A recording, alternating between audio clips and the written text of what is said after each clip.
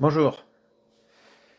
Aujourd'hui, j'aimerais expliquer comment on peut faire une rédaction de manière organisée. Donc, il y a une méthode que je vous propose et on va tout de suite voir comment ça se passe. D'abord, je dois dire qu'une rédaction utilise trois parties. D'accord? Donc, on va voir ces trois parties maintenant. Il y a d'abord l'introduction. Donc, pour introduire le sujet, ça veut dire on donne un contexte, d'accord? On dit un peu de quoi on va parler. Ensuite, le développement, c'est-à-dire les idées principales. On va développer plusieurs arguments. Et ensuite, la conclusion, c'est la fin, c'est une opinion, par exemple. D'accord?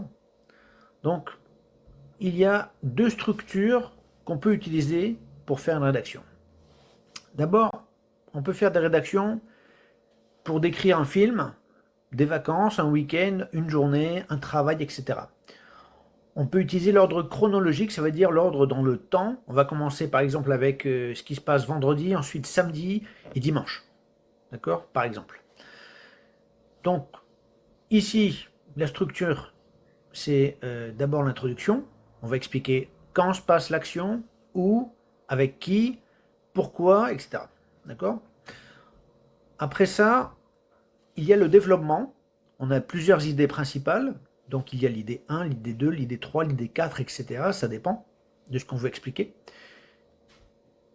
Et ici, par exemple, l'idée 1, c'est la première journée.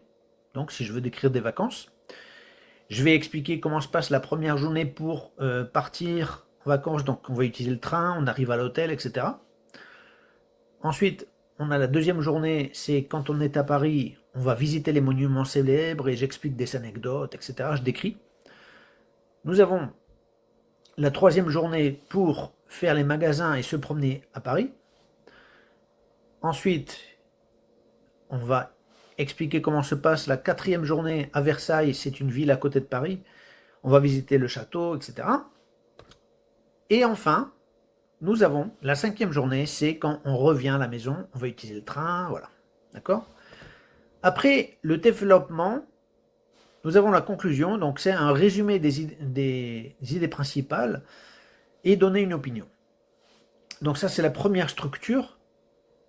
Ensuite, nous avons la deuxième structure, c'est présenter la problématique d'un débat. Ça veut dire, il y a des gens qui sont pour quelque chose et des gens qui sont contre.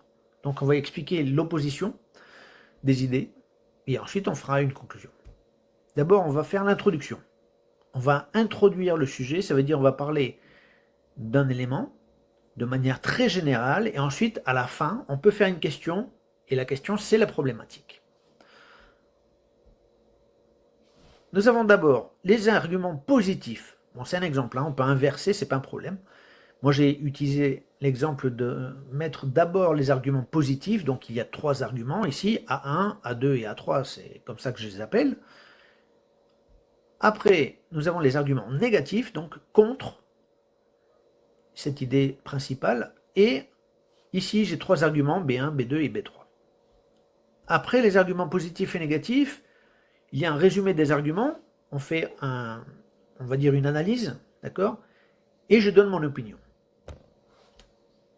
Donc ça, c'est un exemple de plan, ça représente le squelette de votre rédaction, que ça veut dire, c'est une base, d'accord? Il faudra développer les idées, etc., mettre des connecteurs, mettre des adjectifs, faire des descriptions, etc. Mais déjà, on sait de quoi on va parler et comment ça va se passer, d'accord? Donc j'espère que ça vous aide. Bon courage, à bientôt.